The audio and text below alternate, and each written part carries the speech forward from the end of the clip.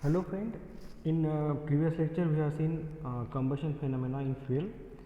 So just एक revise करता हूँ थोड़ा आज का पार्ट शुरू करने से पहले। तो ये है एलिमेंट्स इन एयर या फ्यूल, ओके, जिसका मॉलिक्यूलर वेट यहाँ पर दिया है। हाइड्रोजन का मॉलिक्यूलर वेट 2, ऑक्सीजन का मॉलिक्यूलर वेट 32, नाइट्रोजन का मॉलिक्यूलर वेट 28, कार्बन का मॉलिक्यूलर वेट 12 और वाटर का मॉलिक्यूलर वेट 18। तो ये हमें आगे लगने वाले हैं, इसलिए मैंने फिर से आपको बताया। तो कल हमने देखा कि how hydrogen combustion of hydrogen takes place. So ये रिएक्शन है, ये मैं जानबूझ के रिवाइज कर रहा हूँ। हमारे पास हाइड्रोजन का अगर एक मॉलिक्यूल लेते O2 तो ये बनेगा H2 और रिएक्शन बैलेंस करने के लिए, ठीक है, मतलब दो हाइड्रोजन के मॉलिक्यूल एक ऑक्सीजन के मॉलिक्यूल के साथ रिएक्शन में भाग लेंगे और दो स्टीम या वाटर के मॉलिक्यूल बनाएंगे, ठीक है। तो इसका मतलब क्या है कि दो हाइड्रोजन मॉलिक्यूल को बर्न करने के लिए एक ऑक्सीजन का मॉलिक्यूल चाहिए, जो दोनों मिलाकर फिर दो वाटर के मॉलिक्यूल बना देगा, ठीक है। इसको अगर हमें मास में कन्वर्ट करना है तो देखिए ये रिएक्शन में आगे ऊपर लिखता हूँ। जैसे कहा था हमने 2H2 प्लस O2 2H2। यहाँ पर दो मॉलिक्यूल है, एक मॉलिक्यूल का वेट कितना है 2, मतलब 2 × 2 प्लस यहाँ पर ऑक्सीजन का एक ही मॉलिक्यूल है, उसका वेट कितना है 32, ओके। ये 2 × 16 क्या है, ये दो एक मॉलिक्यूल में दो आइटम है और एटॉमिक वेट 16 है, इसलिए 2 × 16। आप मॉलिक्यूलर वेट 32 ले सकते हैं, ठीक है। 2 × 16 क्या और 32 क्या, एक ही है, 2 × 18। तो मतलब 4 kg हाइड्रोजन को बर्न करने के लिए 32 kg ऑक्सीजन चाहिए, तब वो 36 kg वाटर बनाएंगे, ठीक है। तो 1 kg के लिए 4 से डिवाइड कर दो, 1 kg हाइड्रोजन को बर्न करने के लिए हमें लगेंगे 8 kg कार्बन, ठीक है। तभी वो कम्प्लीटली बर्न होगा, कम्प्लीटली बर्न होगा तभी हम उसकी पूरी हीट यूटिलाइज कर पाएंगे, ठीक है। अगर नाइट्रोजन भी हम कंसिडर करते हैं तो ये आएगा ये। Similarly how combustion of carbon takes place, ये भी हमने कर देखा, उसका फॉर्मूला है C+O2। अब ये देखिए यहाँ पर कंप्लीट कंबशन हो रहा है, इसीलिए CO2 एज अ प्रोडक्ट मिल रहा है हमें। अगर ये इनकम्प्लीट कंबशन होता है, मतलब कार्बन को बर्न करने के लिए जितना ऑक्सीजन लगता है, अगर उतना ऑक्सीजन हम सप्लाई नहीं करते तो वो इनकम्प्लीट कंबशन होगा और उस केस में हमें CO2 की जगह पे CO मिलेगा। कब, जब ये O2 इनसफिशिएंट होगा to burn this carbon, okay. If this is a complete combustion means O2 required for combustion is sufficient to burn this carbon, then we will get CO2, okay. तो अब देखिए हम इसका वेट में भी convert करेंगे। Carbon का molecular weight कितना है 12,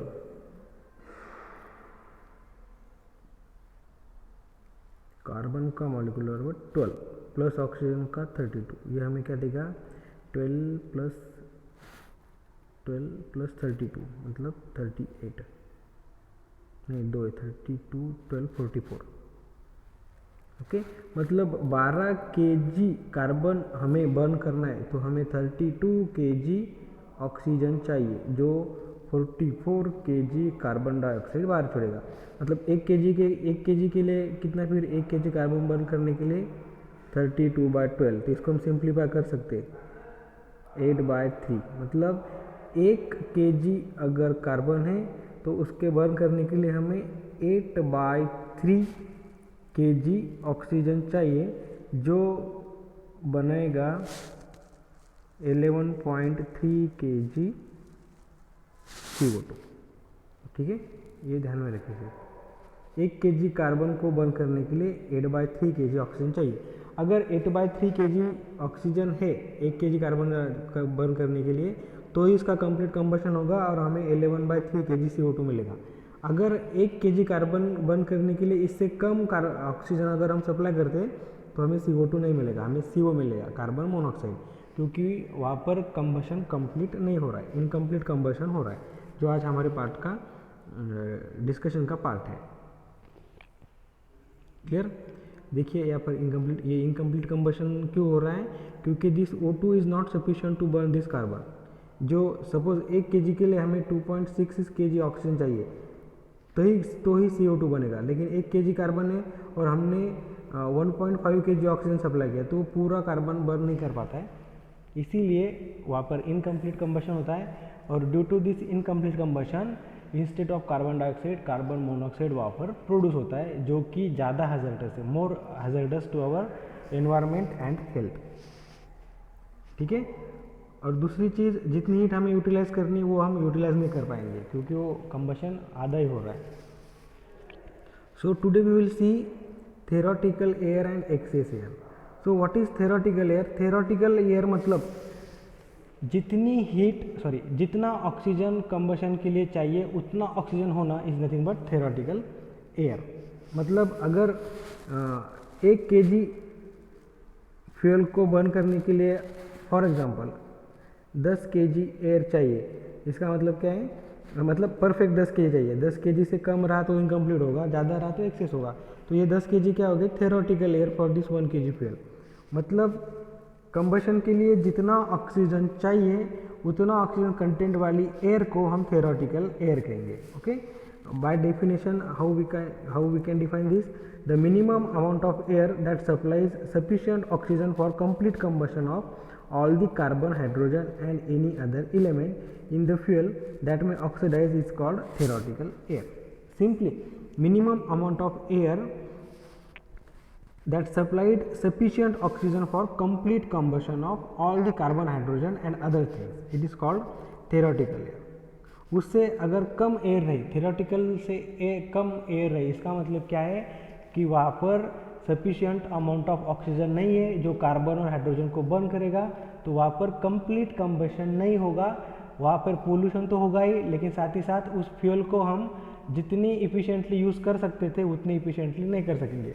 फॉर एग्जांपल, अगर हमने कोल लिया, 1 kg कोल लिया, 1 kg कोल बर्न करने के लिए सपोज हमें फॉर एग्जांपल लेता हूँ, this is not true figure, for example 18 kg oxygen चाहिए। ओके, तभी ये हमें कितनी देगा? फॉर एग्जांपल 35,000 किलो जूल पर kg। 1 kg कोल को अगर हमने कम्प्लीटली अच्छे से बर्न किया तो हमें 35,000 किलो जूल पर kg हीट मिलेगी, उसके लिए हमें 18 kg ऑक्सीजन लगेगा। ठीक है, लेकिन अगर हमने 1 kg फ्यूल लिया और यहाँ पर हमने 10 kg ही ऑक्सीजन सप्लाई किया तो क्या होगा? पूरा कोल बर्न नहीं हो पाएगा, तो उससे क्या होगा? हमें ये 35,000 मिलेगा क्या? नहीं, हमें फॉर एग्जांपल यहाँ पर 25,000 किलो जूल पर kg हीट मिलेगी। मतलब हमारा हीट में भी लॉस हो रहा है, ऊपर से पोल्यूटेंट कार्बन मोनोऑक्साइड जैसे हार्मफुल पोल्यूटेंट भी प्रोड्यूस हो रहे हैं।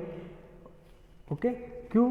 Just because of not having sufficient amount of oxygen in the air to completely burn this 1 kg of coal. Okay, तो ये जितना ऑक्सीजन चाहिए अगर उतना ऑक्सीजन हम सप्लाई करेंगे तो उस एयर को हम कहेंगे थेरोटिकल एयर। ओके, या उसे स्टाइक्रोमेट्रिक भी एयर भी कहते हैं। समझ में आ गया? देखिए यहाँ पर अभी मीथेन का एग्जांपल लिया है, methane CH4 plus 2 CO2 plus ये नाइट्रोजन वगैरह, तो after combustion what we get? CO2 plus 2H2O plus nitrogen किसी के साथ भी कंबशन में पार्ट नहीं लेगा तो एज इट इज़ अलग रहेगा वो। तो हमें क्या मिलेगा? मीथेन बर्न करके कार्बन डाइऑक्साइड का 1 मॉलिक्यूल और वाटर वेपर के 2 मॉलिक्यूल। ठीक है, समझ में आ गया? अब देखिए स्टाइकोमेट्रिक एयर फ्यूल का रेशो क्या रहता है? स्टाइकोमेट्रिक एयर फ्यूल रेशो मतलब कि जितना बर्न होने के लिए चाहिए उतना ऑक्सीजन हम उसको सप्लाई कर रहे हैं। ओके, उस ऑक्सीजन का और फ्यूल का ratio is nothing but stoichiometric air fuel ratio. So stoichiometric mixture of air and fuel is one that contain just sufficient oxygen for complete combustion of the fuel. Okay, अब air fuel ratio मतलब air to fuel ratio, air का कितना part है, fuel का कितना, इसका ratio. Okay, अब अपने पेट्रोल डीजल का रहता है तो 14.5 उसका स्टाइकोमेट्रिक रेशो रहता है, बराबर। मतलब 1 kg अगर हम फ्यूल लेते हैं तो हमें 14.5 kg ऑक्सीजन एयर लगेगी, जिसमें सफिशिएंट अमाउंट ऑफ ऑक्सीजन होगा this to burn this 1 kg of fuel. तो इसे कहेंगे हम फॉर एग्जांपल 14 को stoichiometric ratio for diesel. Okay, अगर ये रेशो कम है इसका मतलब यहाँ पर एयर का परसेंटेज कम है। ओके, तो उसको हम कहेंगे, क्या कहेंगे उसको हम, वीक मिक्सचर। ओके, अगर सॉरी उसको हम कहेंगे रिच मिक्सचर। अगर उसमें रिच मिक्सचर किस में बोलेंगे, जिसमें एयर का पार्ट कम है और फ्यूल का पार्ट ज़्यादा है, तो वो होगा रिच मिक्सचर। अगर एयर का पार्ट ज़्यादा है और फ्यूल कम है तो उसका मतलब होगा वीक मिक्सचर। ओके, रिच और वीक मिक्सचर आपको क्या है, आपने आईसी इंजन में पढ़ा होगा, ठीक है। तो स्टाइकोमेट्रिक एयर फ्यूल रेशो मतलब just it is ratio of air to fuel, लेकिन एयर कौन सी, which contain sufficient amount of oxygen to burn all the fuels, ठीक है।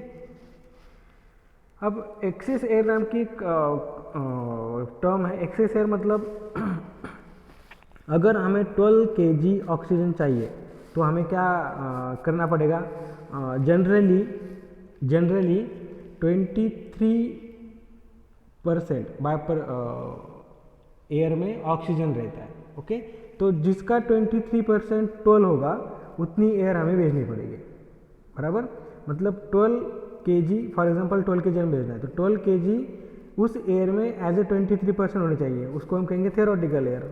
ओके, लेकिन ये हम मतलब इतना माइन्यूट लेवल पे तो मेजर नहीं कर सकते, इसलिए हम एक्सेस एयर भेजते हैं। एक्सेस एयर में क्या होता है, सपोज हमें 50 kg एयर चाहिए होती तो हम 50 kg के बजाय 60 kg भेजेंगे। हमने 10 kg एयर एक्सेस भेजा, क्यों, ताकि वो ऑक्सीजन कम ना हो पाए। ऑक्सीजन अगर ज़्यादा रहा तो जिस ऑक्सीजन को जितना सफिशिएंट ऑक्सीजन है वो फ्यूल के साथ बर्न होगा, जो फ्यूल के साथ बर्न नहीं होगा वो एज इट इज रिएक्शन में मिल जाएगा। ओके, तो एक्सेस एयर मतलब जनरली हम 150% रिक्वायरमेंट से एयर ज़्यादा भेजते हैं, मतलब 1.5 टाइम्स जितनी रिक्वायरमेंट है उससे ज़्यादा हम एयर भेजेंगे, उसे कहेंगे एक्सेस एयर, ठीक है। एक्सेस एयर में क्या होता है, जितनी हमें रिक्वायरमेंट है एयर की उससे ज़्यादा एयर हम सप्लाई करते हैं ताकि ऑक्सीजन कम ना हो जाए। अगर ऑक्सीजन लेवल ज़्यादा भी है तो वो ऑक्सीजन, जितना ऑक्सीजन को रिएक्शन में पार्ट लेना है वो लेगा, बाकी का एज इट इज़ बाकी रिएक्शन में आपको दिखने को मिलेगा। क्लियर, तो ये हो गया हमारा आज का पार्ट, स्टाइकोमेट्रिक एयर या theoretical air and excess air. Okay, theoretical air क्या रहती है, the air which contain sufficient amount of oxygen to complete combustion of all the elements in the fuel like carbon, hydrogen, any other thing. Okay, fuel में जो भी element है carbon, hydrogen, उनको completely burn करने के लिए जितना oxygen लगेगा वो उतना ऑक्सीजन उस एयर में प्रेजेंट है, उसे हम कहेंगे थ्योरेटिकल एयर। क्लियर, जितना ऑक्सीजन फ्यूल को कंप्लीटली बर्न करने के लिए लगता है उतना ऑक्सीजन उस एयर में प्रेजेंट है, उस एयर को हम कहेंगे थ्योरेटिकल एयर। ओके, ठीक है। और एक्सेस एयर मतलब मोर देन रिक्वायरमेंट एयर हम सप्लाई करते हैं, उसे कहते हैं एक्सेस एयर। और थ्योरेटिकल एयर को हम स्टाइकोमेट्रिक एयर भी कह सकते हैं। स्टाइकोमेट्रिक एयर फ्यूल मतलब मैंने आपको बताया, फिर भी रिवाइज करता हूँ, ये mass of fuel and mass of air. इस मास ऑफ फ्यूल को कंप्लीटली बर्न करने के लिए जितना ऑक्सीजन लगता है उतना ऑक्सीजन उस एयर में होना चाहिए, इसे कहते हैं stoichiometric air fuel ratio. Okay, air का परसेंटेज कम हो गया मतलब ऑटोमेटिकली फ्यूल का बढ़ गया, तो इसे हम रिच मिक्सचर भी कहेंगे। So how we get rich mixture, fuel या तो फ्यूल ऐड करो या फिर एयर निकालो, विच वो आपको देगा रिच मिक्सचर। अगर हमने एयर का परसेंटेज बढ़ा दिया इस रेशो में तो आपको मिलेगा weak mixture. Okay, weak mixture में फ्यूल कम रहता है और एयर ज़्यादा रहती है, ठीक है। तो इसके ऊपर आपको क्वेश्चन डेफिनेटली रहेगा एग्जाम में, theoretical air, excess air, stoichiometric air fuel ratio इस पे। तो अगर आपको कोई डाउट रहा तो आप मुझे पूछ सकते हो। Thank you.